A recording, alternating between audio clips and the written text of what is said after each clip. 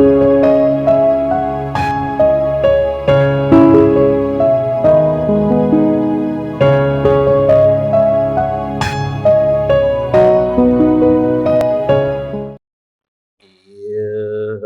जगत सारा क्षणिक है और आत्मा एक नित्य है।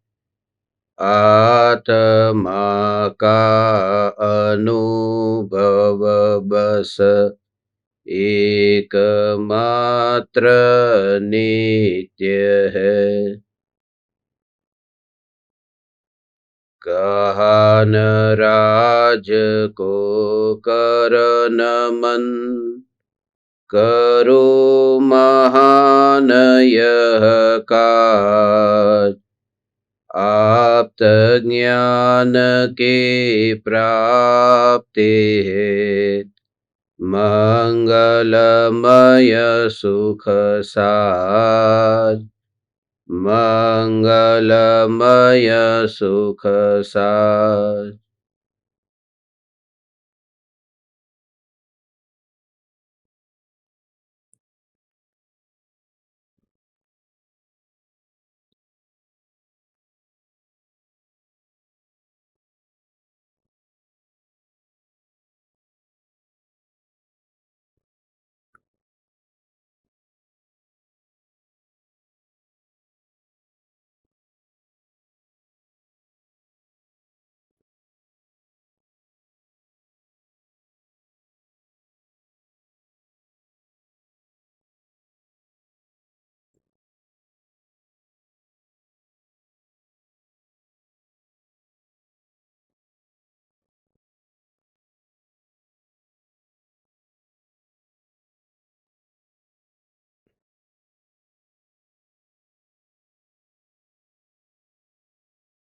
चैतन्य स्वभावी भगवान आत्मा स्वयं ही चैतन्य समयसार है।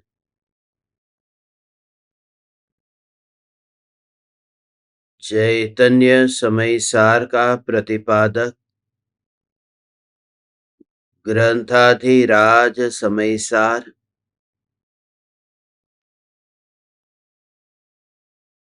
चैतन्य समयसार के आश्रय से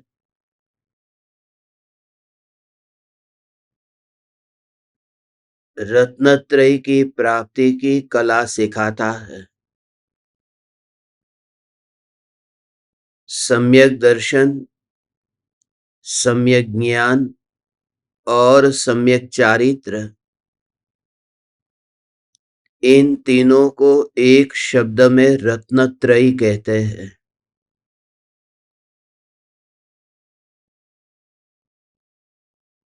क्योंकि इन तीनों में से किसी एक का अस्तित्व न हो और मोक्ष मार्ग पर यात्रा हो, ऐसा नहीं हो सकता। चौथे गुणस्थान से लेकर 14वें गुणस्थान तक जो मोक्ष मार्ग है,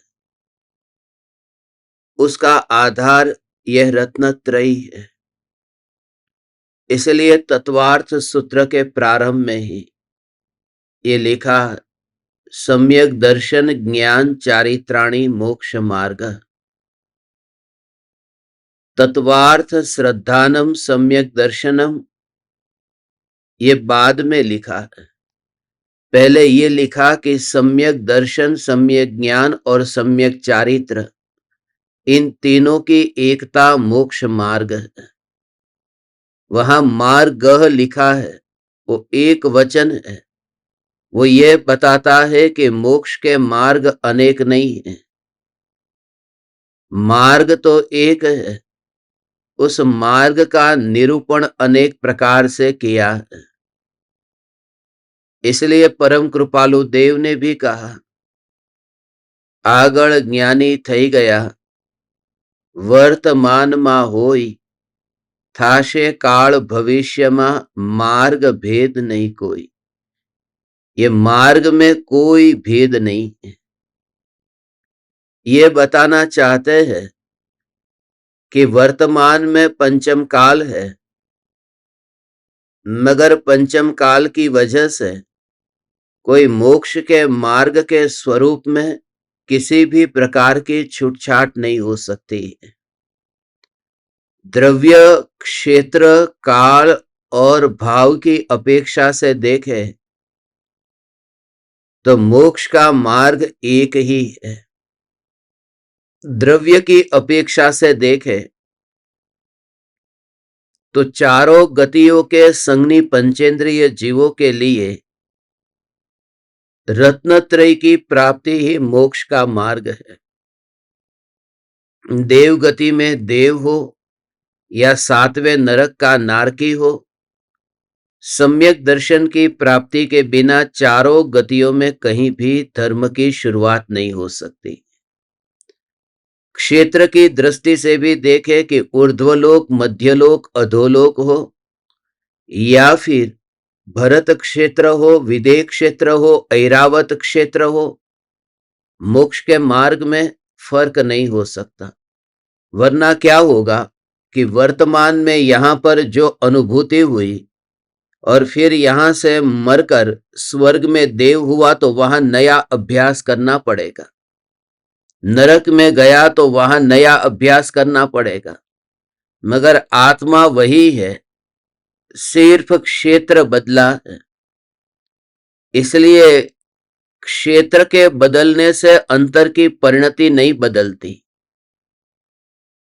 वह जो भीतर की बात है कि सम्यक दर्शन, सम्यक ज्ञान और सम्यक चारित्र, ये रत्नत्रय की जो बात है वो रत्नत्रय पर यहां जोर देना है।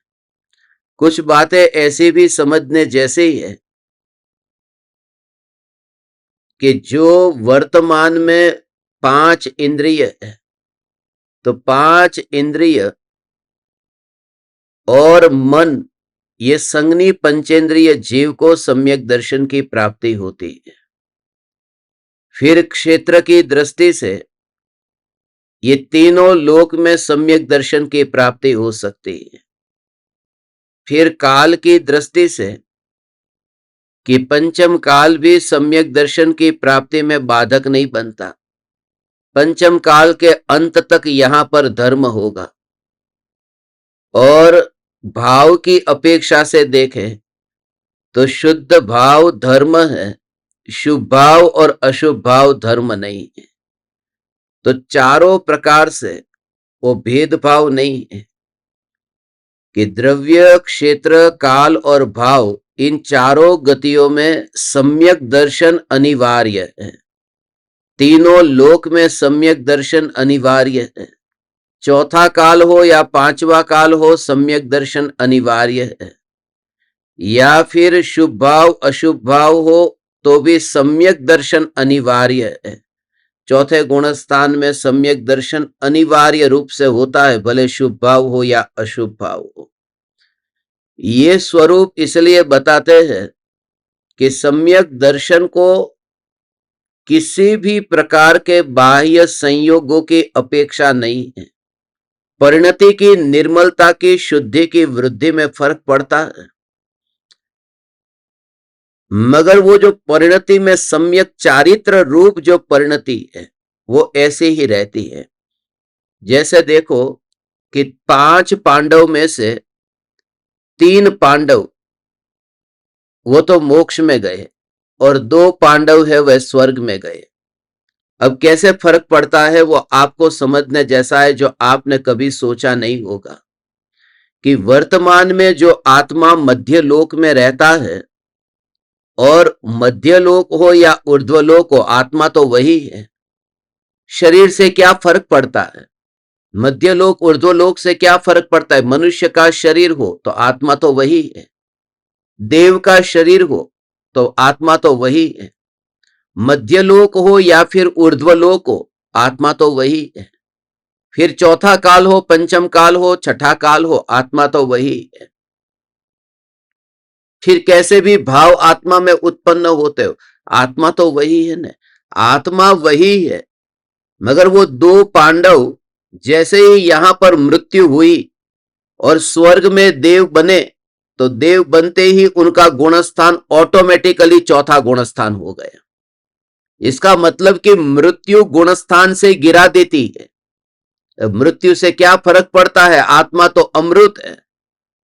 तो ये मर के ही ये जो छठे सातवें गुणस्थान वर्ती भावलिंगी मुनि थे, ये मृत्यु ने वहां पर गिराया कि नहीं गिराया, और कुछ नहीं हुआ, बस यहां से मरे, आयुष्य पूर्ण हुआ और वहां पर सीधे ही चौथे गुणस्थान में गिर गए। और दूसरा कि ये मध्यलोक में ही जो पांचवें गुणस्थान से ऊपर की दशा है, ये तो मध्यलोक में ही होती है। तो काल आया कि नहीं, ये क्षेत्र आया ना बीच में कि ऊर्ध्व लोक में पांचवें गुणस्थान या उसके ऊपर के गुणस्थान में नहीं जाएगा। ऊर्ध्व लोक माने लोकाग्र शिखर की बात नहीं है, सिद्ध भगवान की, ये स्वर्ग के देव की। और अधोलोक में नरक में भी वो चौथे गुणस्थान से ऊपर नहीं जाएगा। तो ये क्षेत्र है ना बाधक बनाना। फिर काल की अपेक्षा से कि पंचम काल में सातवें गुणस्थान तक ही जाएगा जीव, यहां से श्रेणी उपशम श्रेणी या क्षपक श्रेणी नहीं लगा सकता। तो ये भी बीच में आया न। और भाव भी इस काल में किस किस प्रकार के भाव नहीं होते कि तीर्थंकर प्रकृति बंधे ऐसा शुभ भाव इस भूमि में अभी वर्तमान काल में नहीं आ सकता। तो ऐसा षोडश कारण भावना का जो भाव है वह भी नहीं आता ने। तो ये द्रव्य क्षेत्र काल भाव में फिर फर्क तो पड़ता है ना, कि ये सब में फर्क पड़ता है, मगर जो सम्यक दर्शन है उस सम्यक दर्शन में कोई फर्क नहीं पड़ता। कहीं पर भी वह चला जाए, किसी भी क्षेत्र में चला जाए या फिर वो किसी भी काल में रहता हो, वो सम्यक दर्शन एक बार प्रकट किया उसके बाद में उसका मोक्ष निश्चित है। इसलिए यह सम्यक दर्शन, सम्यक ज्ञान, सम्यक चारित्र की महिमा बताते हैं।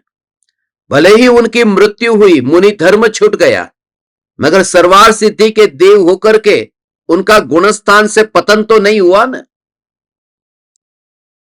वो चौथे गुणस्थान से तो नहीं गिर गए ना, वो सम्यक दर्शन तो टिक कर रहा। इसलिए आपसे इतना कहना है कि कोई भी गुणस्थान हो, चौथा गुणस्थान हो या छठा सातवां गुणस्थान हो, ध्रुव चैतन्य तत्व का आश्रय तो लिया है। चौथा गुणस्थान में भी ध्रुव का ही जोर है, इसलिए उनको आने में भी देर नहीं लगेगी। सर्वार सिद्धि के देव हुए तो अगले भव में वो नियम से मोक्ष में जाने वाले जीव है। वो ध्रुव न्यायक देव का लक्ष्य के बदलने में अनंत काल लग गया है। ये सम्यक मोक्ष में जाने में अनंत काल नहीं लगा, लक्ष्य के बदलने में अनंत काल लगा है। जब हम न्यायक देव की पुकार को सुनते हैं, उस समय सुनते समय भी लक्ष्य तो वाणी का है, लक्ष्य स्वरूप का नहीं है। और स्वरूप का जो जोर यदि आए तो परम कृपालु देव कहते हैं देह से, देह के संयोगों से, बाहर के मत मतांतर से, संप्रदायों से, कुल परंपरा से, इन सब से छुटकारा हो यदि स्वरूप पर यदि जोर हो तो, यदि स्वरूप की महिमा हो तो सब कुछ ऐसा स्वरूप, यह चैतन्य स्वरूप, इतना साहस कहां आता है। इसलिए स्वरूप जो है उस स्वरूप में तो सब कुछ भूलना है। स्वरूप में तो तुम्हें बिल्कुल ही अंदर से कठोर हो जाना है। हो जा तू कठोर स्वरूप के मामले में, ये स्वरूप के मामले में। इसलिए बस एक और सब रख, आदिनाथ भगवान से महावीर भगवान तक है, पूज्य है, वो पूज्य है, पूज्य है उनके लिए जो स्वरूप में नहीं है, जो स्वरूप में नहीं है। और मुझे स्वरूप में स्थित होना है तो वहां से छूटना ही होगा, ये श्रद्धा तो पहले हो।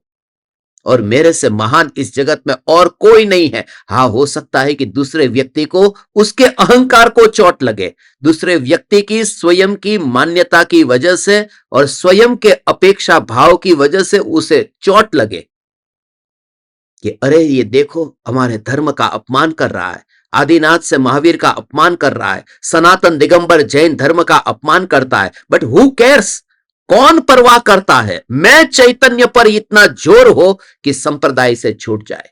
और मैं आपको बार बार बताता हूं, आपको बार बार बताता हूं कि ये जितने भी मंदिर अभी वर्तमान में दिखाई दे रहे हैं, ये जितनी भी प्रतिष्ठा की विधियां हो रही है, ये सब कुछ ये ठीक है, ये मन को मनाने के लिए है, ये मन को खुश रखने की ये कला है, ये धर्म नहीं है। धर्म ध्रुव का जोर ही हो, ध्रुव का जोर बस ये धर्म, ध्रुव का जोर ये धर्म। जहां जहां भगवान हो, जहां जहां भगवान विचरण करते हो, वो माहौल कैसा होना चाहिए। तुमने वास्तव में मूर्ति में भगवान को ऐसा माना है कि मूर्ति में भगवान है?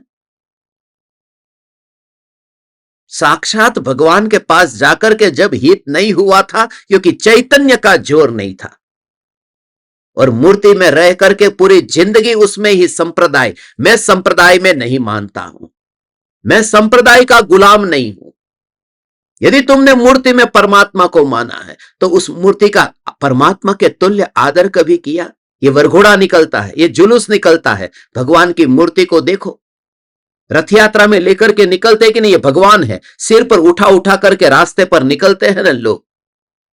कभी ये विचार आया है कि भगवान जहां पर हो वहां पर किस तरह से माहौल होना चाहिए?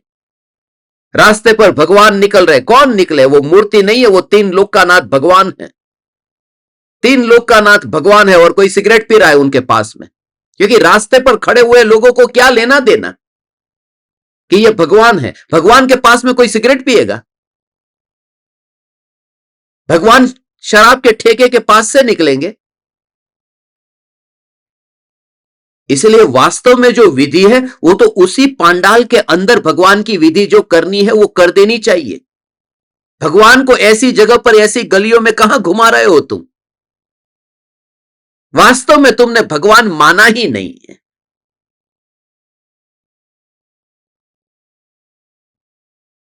और उसमें बस परंपरा चल रही है बाप दादों की। धन्य हूं मैं, मेरे बाप दादे से मैंने कुछ भी नहीं लिया, और तुम भी मत लेना। स्वरूप पर जोर और चैतन्य स्वरूप पर यदि जोर होगा तो सम्यक दर्शन होगा, उसके बिना नहीं हो सकता। क्योंकि स्वभाव को संप्रदाय की अपेक्षा कहां है। मेरे बाप दादा मानते थे गुड़ मीठा है, इसलिए मैं नहीं मानता हूं। मैंने गुड़ को चखा है, इसलिए मैं मीठा मानता हूं। बस तुम भी ऐसा ही करना। हे चैतन्य परमात्मा, हे ज्ञान दीपक, तू ऐसा ही दीवाना हो। तेरे हाथ में जंजीर न हो, तेरे पैर में जंजीर न हो। ये जंजीर अदृश्य जंजीर है जो संप्रदाय की है। इसलिए कल से मैं आपको बता रहा हूं, मोक्ष का मार्ग स्वरूप की श्रद्धा है और कुछ भी नहीं।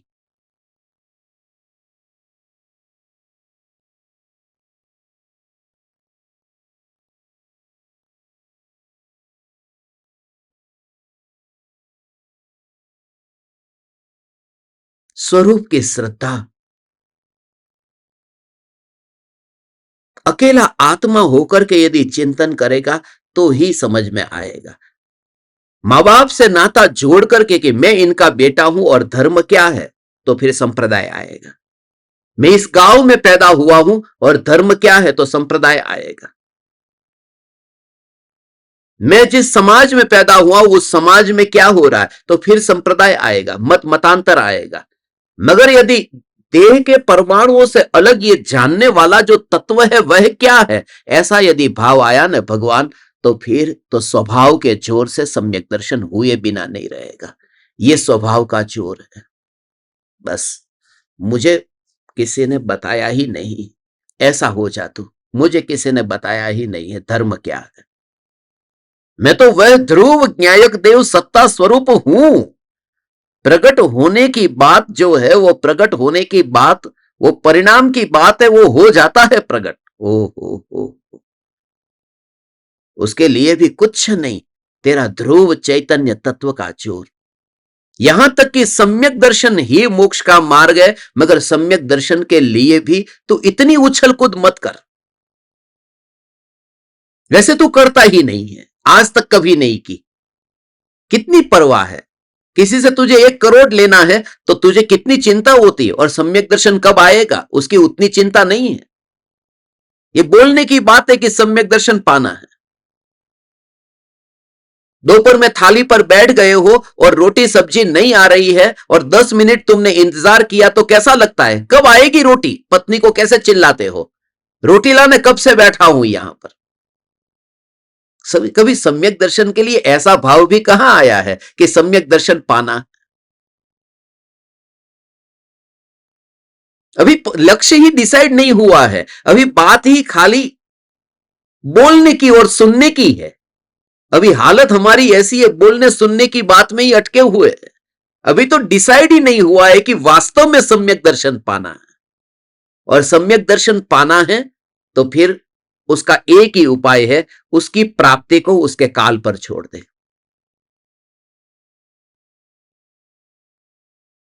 जल्दी से जल्दी सम्यक दर्शन पाओ, जल्दी से जल्दी सम्यक दर्शन पाओ, तो हो नहीं सकता।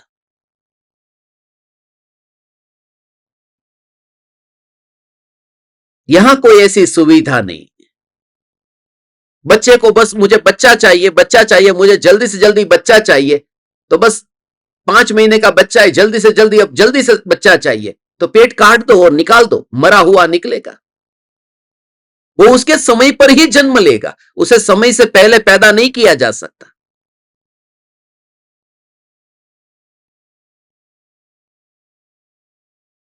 सम्यक दर्शन की परवाह मैं नहीं करता, क्योंकि मैं तो ऐसा तत्व हूं जो परवाह ही नहीं करता, क्योंकि सत्ता में परवाह नहीं होती।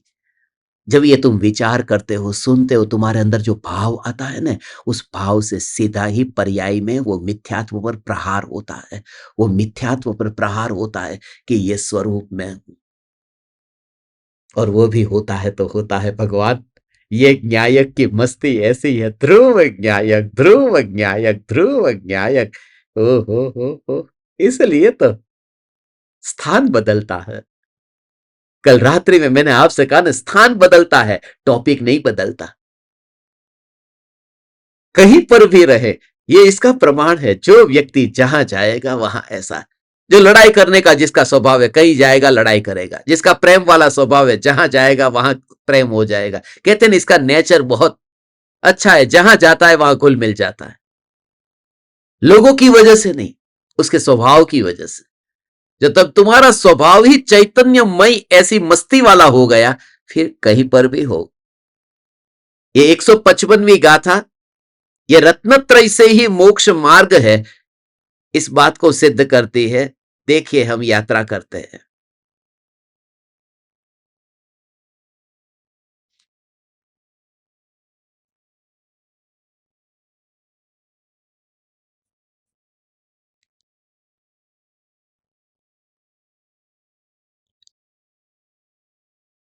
जीवादि सद्दहणम सम्मत्तं तेसि मधिगमो नाणम रागादि परिहरणम चरणम एसो दुमोखपहो। जीवादि पदार्थों का श्रद्धान सम्यक्त्व है। उन्हीं जीवादि पदार्थों का अधिगम जानना ज्ञान है। और रागादि का त्याग चारित्र है। यही मोक्ष का मार्ग है।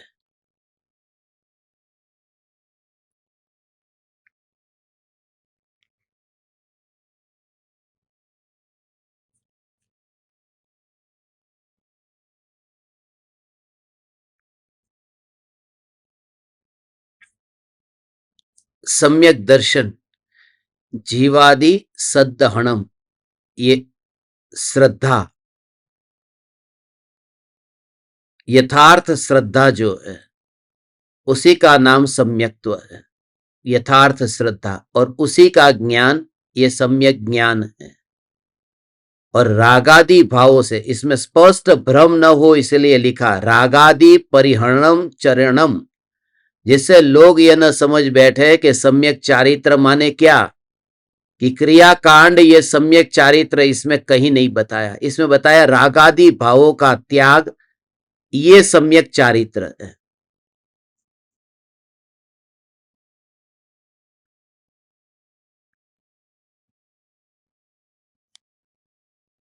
जीवादि पदार्थों का श्रद्धान सम्यक्त्व, उन्हीं जीवादि पदार्थों का अधिगम जानना, ये ज्ञान है, और रागादि का त्याग चारित्र है, यही मोक्ष का मार्ग है।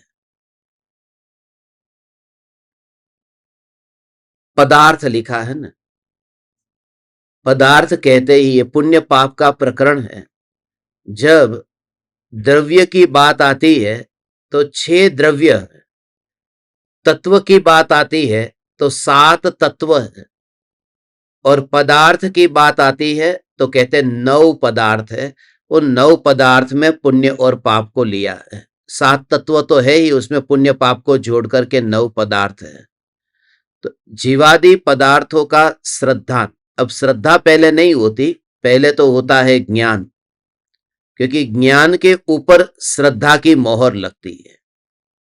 मगर जब श्रद्धा होती है उस समय पहले तो होता है अधिगम, जानना होता है, क्योंकि वहां कहा था ना समय सार में, जैसे कोई राजा को पहले जानता है ये ज्ञान, उसके बाद में फिर उनका श्रद्धान करता है, और उसके बाद में फिर उनकी सेवा करता है, ये चारित्र, इस तरह से बताया था। मगर यहां पर वो सम्यक दर्शन की महिमा बतानी है, इसके लिए कहा कि जीवादि पदार्थों का श्रद्धान ये सम्यक दर्शन है।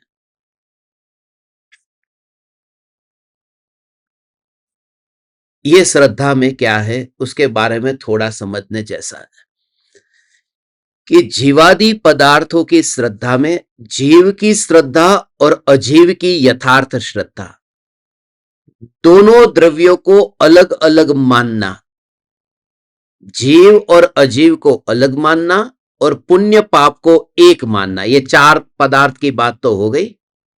तो जीव अजीव में जीव कहते ही निज भगवान आत्मा, जीव कहते ही निज भगवान आत्मा, और अजीव कहते ही क्या लेना, उद्गल, धर्म, अधर्म, आकाश और काल, ये 5 द्रव्य। इतना ही नहीं, निज आत्मा के अतिरिक्त सभी जीव, उनके द्रव्य, गुण, पर्याय, ये सब अजीव तत्व की कैटेगरी में जाएगा। ये देखो, जितने भी पर द्रव्य है उन पर द्रव्यों में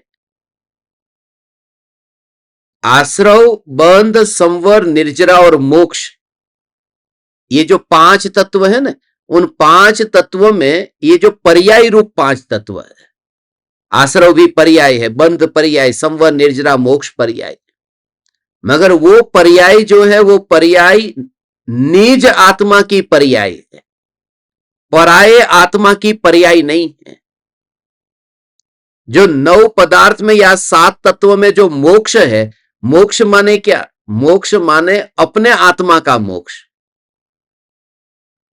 महावीर भगवान का मोक्ष नहीं, महावीर भगवान का मोक्ष अजीव तत्व है, अजीव, कान खोल के सुन लेना, महावीर भगवान का मोक्ष अजीव तत्व है।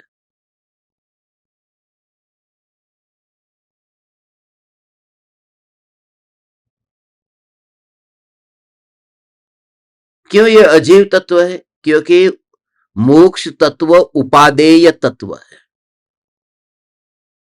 और महावीर भगवान का मोक्ष मेरे लिए उपादेय नहीं है, मेरे लिए तो मेरा मोक्ष उपादेय है। महावीर भगवान का मोक्ष मुझे पाना है, माने महावीर भगवान का मोक्ष पाना माने महावीर भगवान से मोक्ष पा करके महावीर भगवान को संसार में भेजो, क्योंकि उनके पास 2 मोक्ष तो है नहीं। तो महावीर भगवान का मोक्ष मेरा उपादेय नहीं है, मेरे लिए मेरा मोक्ष उपादेय है। ये वितरागी भगवान की वाणी की, और ये वाणी की विशेषता है, ये गुरुदेव नहीं होते तो ये समझ में नहीं आता कि जितने भी पराये जीव है उन सभी पराये जीवों का द्रव्य, गुण और पर्याय, तो महावीर भगवान का द्रव्य, महावीर भगवान के अनंत गुण और महावीर भगवान की अनंत अनंत पर्याय, वो केवल ज्ञान की पर्याय, हो केवल ज्ञान की पर्याय, जो लोकालोक को जानने वाली महावीर भगवान की केवल ज्ञान की पर्याय, ये कौन सा तत्व है, तो पहले पूछना किसके लिए, ऐसा, ये मेरे लिए, तो मेरे लिए यदि है तो मेरे लिए वो अजीव तत्व है। झटका लगेगा कि नहीं? ये गटर, ये नाली, तुम्हें लगे तो लगे, मगर सत्य ये है, नाली में बहते मलमूत्र को केवल ज्ञान की पर्याय के साथ में करो तो झगड़ा हो जाए लोगों के बीच में कि ये क्या कह रहे हो, महावीर भगवान का केवल ज्ञान और मलमूत्र दोनों अजीब, दोनों अजीब। कि अजीव अजीव अजीव का मतलब यह है कि जो मेरी सत्ता में नहीं है, वो पर द्रव्य की सत्ता में है, वो सब अजीव है। ये तो तुम्हें थोड़ा कठोर बनाने के लिए कह रहा हूं।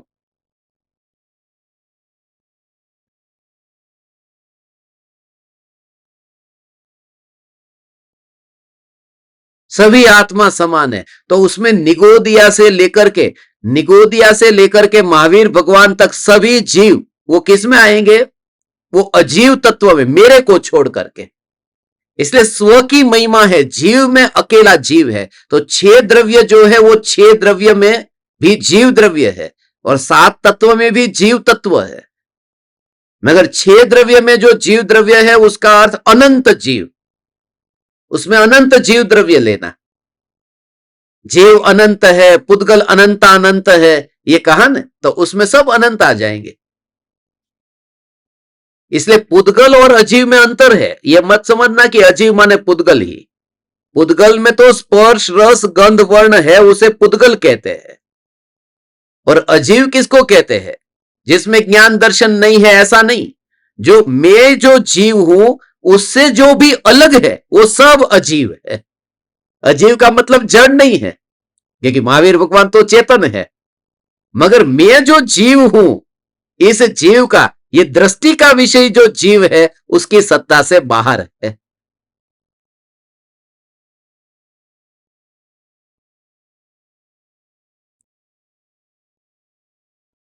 इसलिए क्या कहा कि महावीर भगवान का मोक्ष अजीव तत्व है, महावीर भगवान का केवल ज्ञान अजीव तत्व है। तो वह जीव और अजीव तत्व ज्ञान के ज्ञेय होते हैं। आश्रव और बंध तत्व हेय होते हैं। हेय माने छोड़ने योग्य। अब आपके आत्मा में जो क्रोध हो रहा है ना, और मेरे आत्मा में क्रोध हो रहा है, तो आपके आत्मा में क्रोध है वो मुझे छोड़ना है कि मुझे मेरे आत्मा का क्रोध छोड़ना है? तो आपके आत्मा में जो क्रोध हो रहा है उसको तो मुझे जानना है ना, वो सिर्फ ज्ञान का ज्ञेय है।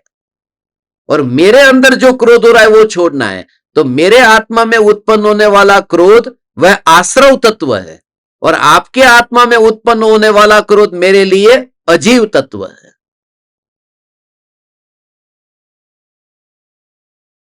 आपके आत्मा में उत्पन्न होने वाला क्रोध अजीव तत्व, क्योंकि वो मुझे थोड़ी छोड़ना है। आपका क्रोध भी उसमें आ गया और महावीर भगवान का केवल ज्ञान भी आ गया। बस ये पूरा सार ऐसा है, तू तारू कर। बस गुजराती में ऐसे कह, तू तारू कर।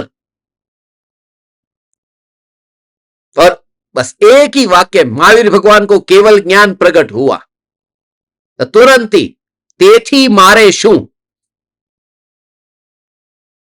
तेथी मारे शू। बस ये शॉर्ट चाबी, सो वॉट। बस तेथी मारे शू, सीधो तेथी मारे शू, उससे मुझे क्या।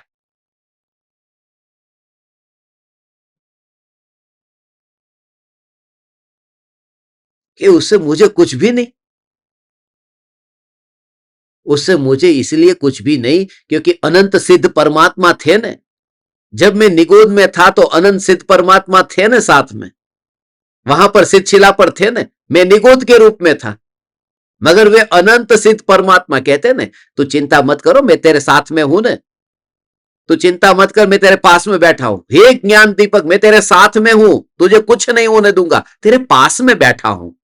वो निगोद या सिद्धों के, अनंत सिद्धों के पास बैठा था, फिर भी अनंत दुख भोग रहा था और सिद्ध कुछ नहीं कर पाए। इसलिए जब दूसरा कुछ कर ही नहीं पाता है तो उसके पास में अनंत सुख हो, तेथी मारे शू, तेथी मारे शू।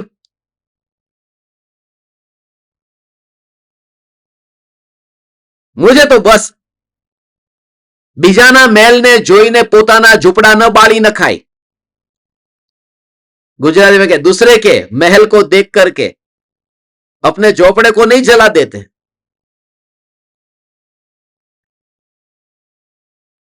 तो महावीर भगवान का केवल ज्ञान, भले कितना भी बड़ा महल होगा, इसलिए वो अपनापन का भाव ऐसा है.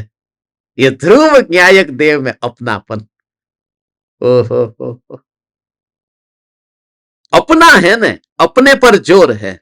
नौकर को रात को सेठ के वहां पर काम करता है और रात को 11-12 बज गए और सेठ कहे कि इधर ही सो जा, सुबह वैसे भी तुझे आना है, वो नहीं सोएगा. वो जाएगा अपनी झोपड़ी में कि मैं सुबह आ जाऊंगा, चिंता मत करो.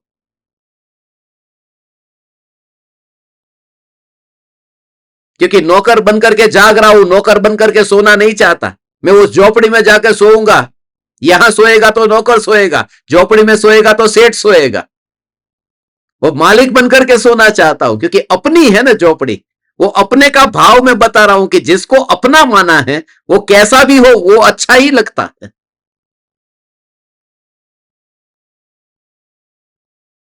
जब ध्रुव न्यायक देव में अपनापन होता है तो इसके अतिरिक्त और कुछ सुहाता नहीं है. अपना है, इस वजह से यही मैं हूं.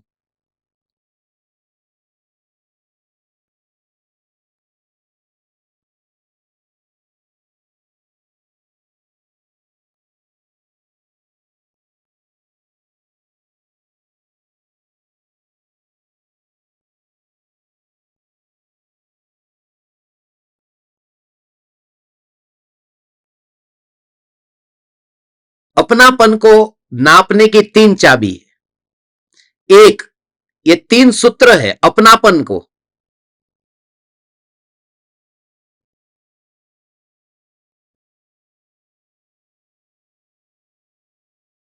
जहां अपनापन है वहां थकान नहीं लगती. अभी आपको बताऊंगा तो समझ में आएगा. जहां अपनापन है वहां थकान नहीं लगती. जहां अपनापन है वहां संतोष नहीं होता. और जहां अपनापन होता है वहां सर्वस्व समर्पण होता है. थकान नहीं लगती, संतोष नहीं होता और सर्वस्व समर्पण होता है.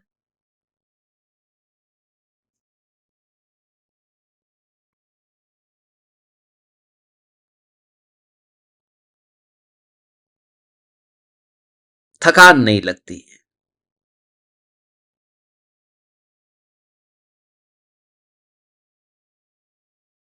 जहां अपनापन है.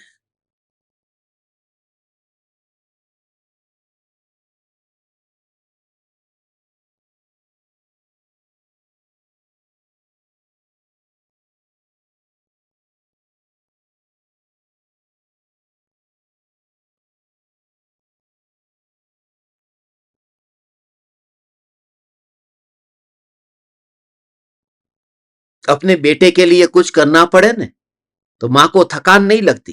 कितनी भागती दौड़ती रहती है. और यही बात, यही काम यदि किसी और के लिए करना पड़े तो थकान लगती है. क्योंकि जहां अपनापन होता है तो वहां थकान नहीं लगती. माने ऐसा भाव नहीं आएगा, शरीर शरीर का काम करेगा मगर मन इतना दृढ़ होगा, अपना है.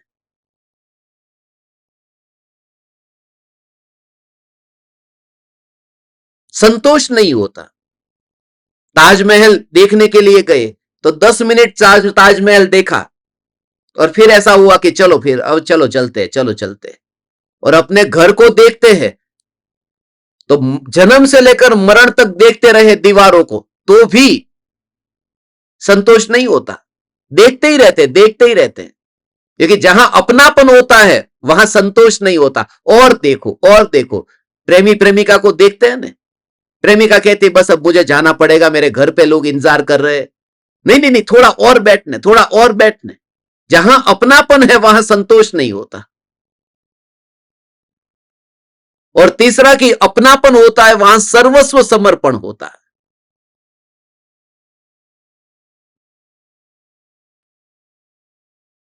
भारत की सरकार कहे कि 10 रुपया देना है ताजमहल के लिए, रिनोवेशन करना है. एक एक घर के पास से मांगने के लिए 10 रुपया मैं काहे को दूं? एक बार तो पूछेंगे क्या प्रूफ है कि मेरे 10 रुपए से रिनोवेशन होगा या नहीं होगा, और मैं क्यों दूं? समर्पण नहीं है। मगर अपने घर के अंदर मानो कहीं पर भी दीवार में कुछ गिर गया, छत गिर गई थोड़ी, और वो कहे कि 5 लाख रुपए का खर्चा होगा, ठीक है जल्दी से जल्दी करा दो, क्योंकि जहां अटैचमेंट होता है वहां पूरा डिवोशन भी होता है। अटैचमेंट से डिवोशन है, समर्पण है। और यह बात ऐसी है कि आत्मा में अपनापन होता है तो ऐसा ही होता है कि सम्यक दृष्टि को कभी थकान नहीं लगती, सम्यक दृष्टि को संतोष नहीं होता, अनंत काल तक जानना जानना जानना जानना। और सम्यक दृष्टि आत्मा के लिए सब कुछ समर्पण करता है। समर्पण माने वो जंजीरों को तोड़ देता है। उसने आत्मा को देखा है इसलिए संप्रदाय की जंजीर को तोड़ता है। ये प्रमाण है उसका। प्रमाण क्या है?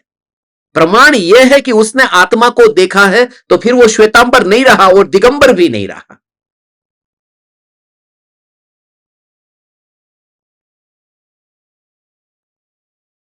वो जैन भी नहीं रहा, वो अजैन भी नहीं रहा। सिर्फ इतना तुम देखना, सिर्फ इतना देखना कि गुड़ को तू श्वेतांबर कहेगा या दिगंबर कहेगा, हिंदू कहेगा या मुस्लिम कहेगा, या फिर उसे तू मिठास से भरपूर कहेगा। तो वो जो धर्म है वो तो चैतन्य धर्म है ना। वो ज्ञान से भरपूर जो चैतन्य है उसका एक्सेप्टेंस है, उसका स्वीकार है। इसमें तेरे चावल काम में नहीं आएंगे, इसमें वो जल वाला अभिषेक नहीं होगा, इसमें वो कमर काकड़ी बादाम ये सब वो सब इधर नहीं आएगा।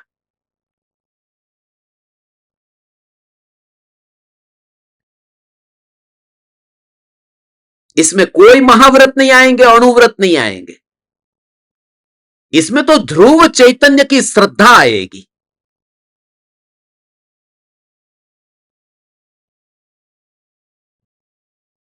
जो क्षायिक सम्यक दृष्टि तिर्यंच, जो कभी जिसका सम्यक दर्शन नहीं छूटने वाला, ऐसा कुत्ता।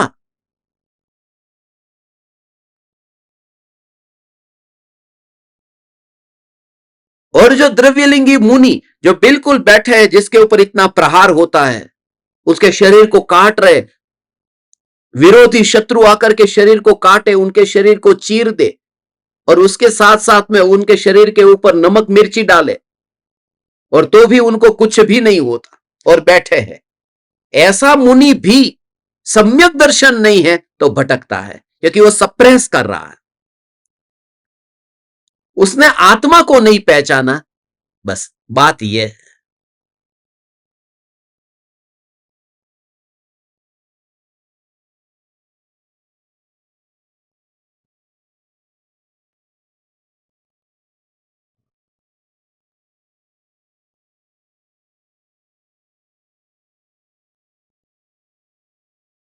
जहां सम्यक दर्शन है वहां संतोष नहीं है, सर्वस्व समर्पण है।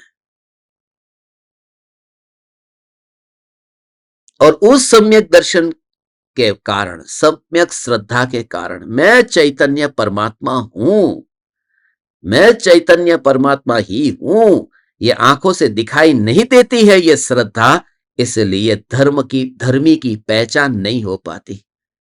ऐसी जो चैतन्य की श्रद्धा, ओ हो, ये कृपालु देव ही ये कह सकते हैं। ऐसा हो,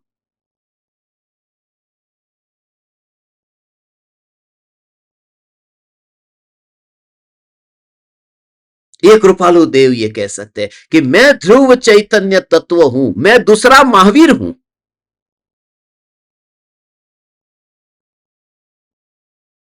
मैं दूसरा महावीर। ये कृपालु देव बोलते हैं, मगर कृपालु देव इसमें भी झूठ बोलते हैं। ये कृपालु देव झूठ बोलते हैं। मैं दूसरा महावीर हूं, सच कहता हूं, ये कृपालु देव झूठ बोल रहे, थोड़ी तुम्हारी लाज रख रहे। वास्तव में कृपालु देव का अंतर बोलता ने तो कृपालु देव ये कहते पहला महावीर मैं हूं, वो दूसरे है। क्योंकि निज से महान और क्या होगा। ये तो तुम्हें समझाने के लिए बोला है कि मैं दूसरा महावीर हूं।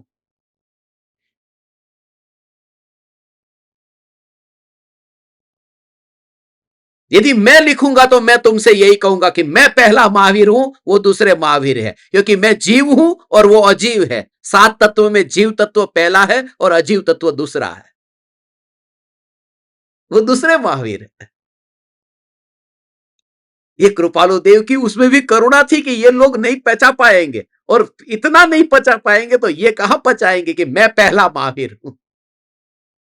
थोड़े दिन पहले ही किसी के साथ मेरी बात हो रही थी कि महाराज साहब ने कहा कि ऐसा लिखने वाले कि मैं दूसरा महावीर हूं। तो किसी ने उनको कहा था, कृपालु देव को मानने वाले ने, कि आपको ये गलत लग रहा है, चलो एक काम करो, किसी में दम है आप में से कि जो ये कह के बताए कि मैं दूसरा महावीर हूं, तो चलो मैं आपके चरण में झुकने को तैयार हूं, आपके चरणों में गिर जाऊंगा। इतना साहस तो बताओ कि मैं दूसरा महावीर हूं।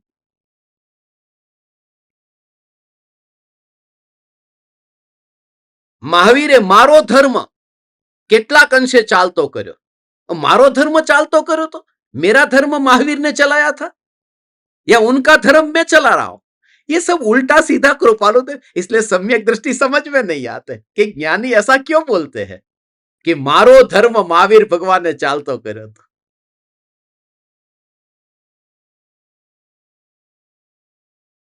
मेरा धर्म, कृपालु देव कहते हैं मेरा धर्म, ये मेरा धर्म महावीर भगवान ने कितने अंशों में, फिर वो पूरा नहीं, महावीर भगवान में क्या ताकत है, वो थोड़े अंशों में चलता किया, कुछ अंशों में, કેટલાક अंशे। ऐसा क्यों मालूम है? धर्म चलाया था माने देशना दी थी। मेरा धर्म माने चैतन्य का धर्म, और कुछ अंशों में इसलिए क्योंकि चैतन्य में है अनंत गुण, उसमें से कुछ ही कहे जा सकते हैं, इसलिए कुछ अंशों में चलता किया था, क्योंकि अनंत तो बोले नहीं जा सकते। वो ध्रुव भगवान आत्मा का धर्म था जो कथनचित ही वाणी में आ सकता है, इसलिए कुछ अंशों में चलता किया था। लोग समझते, इसलिए कृपालु देव को समझने के लिए भगवान संप्रदाय छूटा होगा तो ही समझ में आएगा।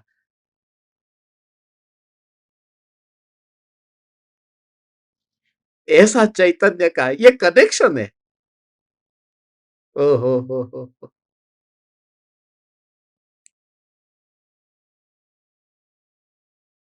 ये राज को समझना इतना इतना इतना इतना चमड़े की आंखों से नहीं। अक्सर किसी भी ज्ञानी को समझना अक्सर ऐसा ही होता है। जो कृपालु देव के बाद में जो कृपालु देव को हम समझ रहे, उस समय क्यों सौभाग्य भाई, अंबालाल भाई, बस ऐसे ही गिने चुने जीव ही समझ पाए, क्योंकि उनको कृपालु देव की ये सब बातें झटका लगती थी। मगर आज देखो हजारों लोग कृपालु देव को मानने वाले हैं, मगर अब क्या, फूल चला गया, कोई बात नहीं, खुशबू तो रह गई है। उस खुशबू से अभी भी हमारा काम हो सकता है।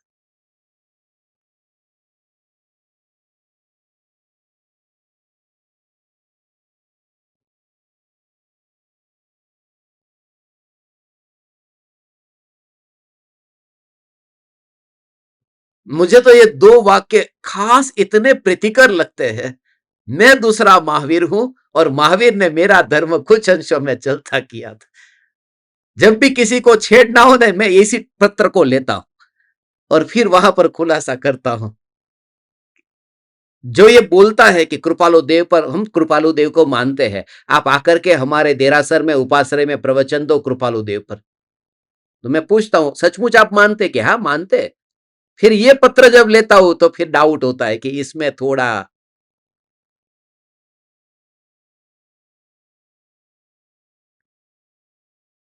ऐसे ही गुरुदेव के जीवन में भी, गुरुदेव के जितने वक्तव्य थे वो वक्तव्य ऐसे ही थे। अब चश्मे से दिखना नहीं होता, देखना चश्मे से होता ही नहीं। देखना, ये तो ज्ञान की उस समय की पर्याय की योग्यता होगी तो ज्ञेय जानने में आएगा। ये चश्मा है इसलिए थोड़ी ज्ञेय जानने में आता है। मैं नाम नहीं लेता हूं, मुझे नाम पता है उनका। एक महाराज साहब थे लिमड़ी में, गुरुदेव के चश्मे उन्होंने खींच लिए थे, चश्मा खींची ली था सभा में हो। कि आप बोलते हैं कि चश्मे से ज्ञान नहीं होता है, तो पढ़ के दिखाओ। और गुरुदेव ने क्या जवाब दिया मालूम है? कि वर्तमान की ज्ञान की पर्याय की योग्यता नहीं है कि यह अक्षर जानने में आए। ऐसा नहीं कि चश्मे नहीं है इसलिए, ज्ञान की पर्याय की योग्यता होनी चाहिए ना। माने निमित्त नहीं है इसलिए काम नहीं हो रहा है, ऐसा नहीं। उपादान की योग्यता नहीं है इसलिए निमित्त नहीं होगा। बात तो उपादान पर ही पहले लेके आए। ओ हो।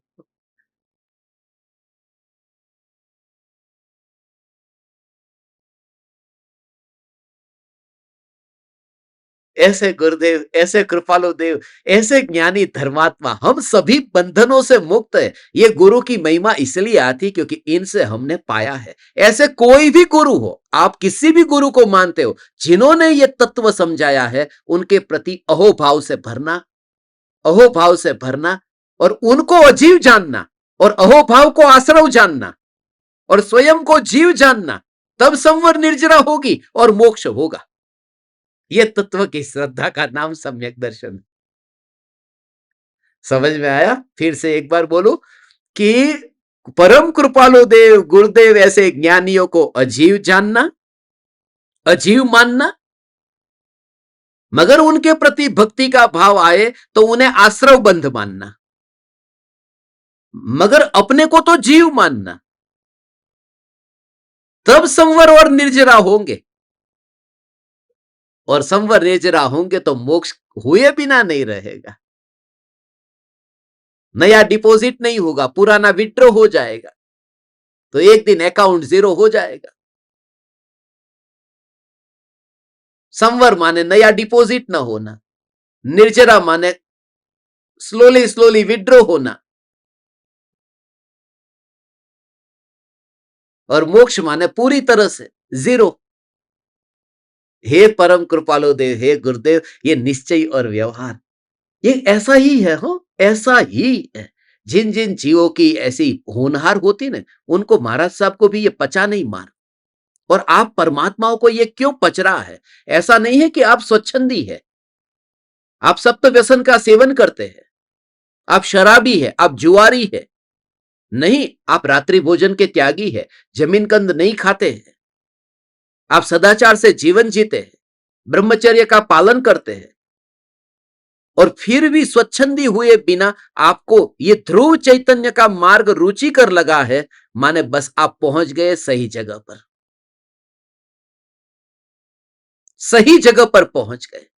ऐसे ही कनेक्शन है।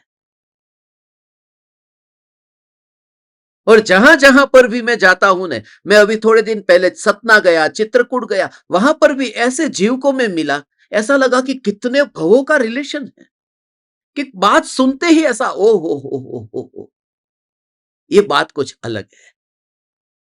और मैंने उनको बोला बस आपके लिए ही आना था, आपके लिए ही यहां पर आया था, बाकी किसी के लिए नहीं। क्योंकि जिनको छुआ बस उनके लिए, बाकी तो रास्ते पर आए और चले गए। उड़ीसा गया, जहां जहां अभी यात्रा हुई, सब जगह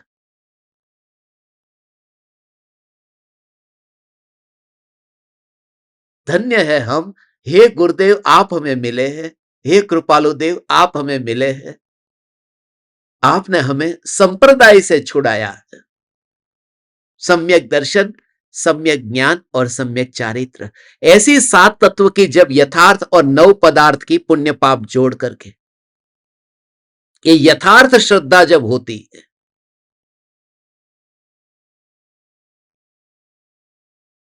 तब ज्ञान के बढ़ने को और क्रियाकांड के बेहतर होने को वह धर्म नहीं मानता। बुद्धि कितनी भी बढ़ गई हो, बुद्धि का क्या ठिकाना।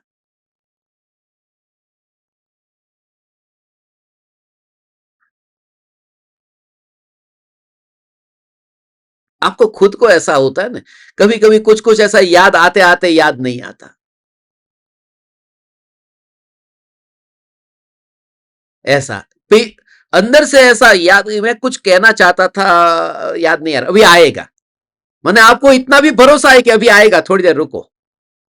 तू भविष्य का ज्ञाता भी है, ये थोड़ी देर रुको, अभी आएगा याद। माने तेरे में ज्ञान है ना, अभी जो कहता है कि ज्ञान नहीं है, मगर इतना तो ज्ञान तेरे अंदर है। ये ज्ञान नहीं है, ये श्रद्धा है। तेरे को ज्ञान के ऊपर भी श्रद्धा है। जब तेरे को बुद्धि वाले क्षयोपशम ज्ञान पर इतनी श्रद्धा है कि रुको रुको थोड़ी देर बाद में आएगा, तो वो त्रिकाल ध्रुव पर श्रद्धा करना कि वो टिका हुआ है, वो है, आएगा क्या। ओहो, मुझे तो बहुत बार ऐसा होता है, जब भी कोई भाषा में बोलता हूं और वो भाषा एक साथ में बोलना शुरू हुआ और फिर एक शब्द भी नहीं आता, तो जब एक शब्द भी नहीं आता तब मैंने कभी भी, आज तक कभी भी उस शब्द को याद करना, रिकॉल करना, वापिस लाना कोई चेष्टा नहीं की। जब तक चलता था बोलता रहा, नहीं याद आ रहा है, नहीं याद आ रहा है, ये जानने वाला जो है वह कौन है, तो अपने पर ही फिर उसका उदय होगा, उसका जैसा क्षयोपशम होगा तो आएगा। मगर तेरा जोर सत्ता पर हो, बस सत्ता पर जोर हो।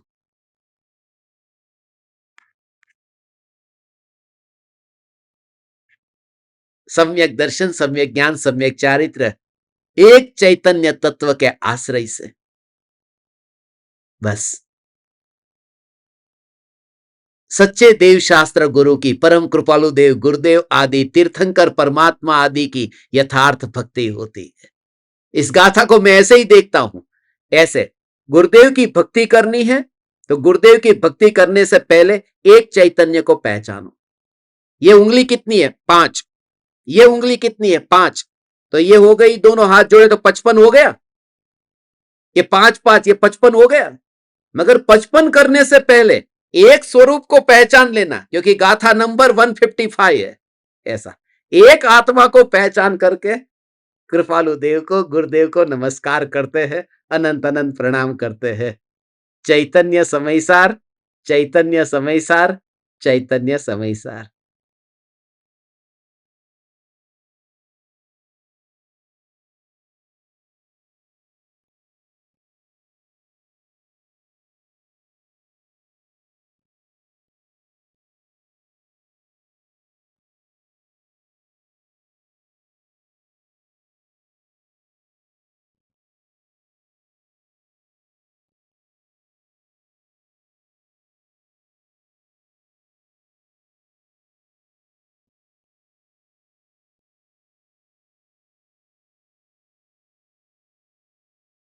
अहो अहो श्री सद्गुरु करुणा सिंधु अपार,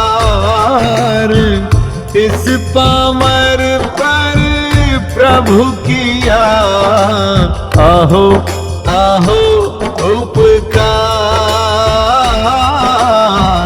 अहो अहो उपकार। देह सहित जिनकी दशा, वरते देहातीत, उन ज्ञानी के चरण में हो वंदन अगणित, हो वंदन अगणित, हो वंदन अगणित, हो वंदन अगणित।